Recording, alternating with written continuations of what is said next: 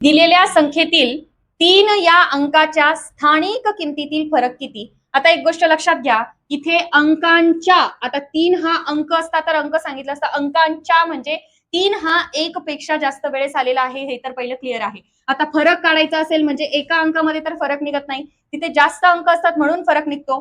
तर आपल्याला याचा फरक काढायचा आहे, तर 3 बघा याच्यामध्ये 2 वेळेस आलेला आहे. आता हा जो पहिला 3 आहे आपण लिहून घेऊ. 3 ची आपल्याला पहिले स्थानिक किंमत काढावी लागेल फरक काढण्यासाठी. 3 ची स्थानिक किंमत काढण्यासाठी 3 च्या पुढे किती अंक आहेत? 1, 2, 3, 4. हा 3 सध्या सोडून द्या.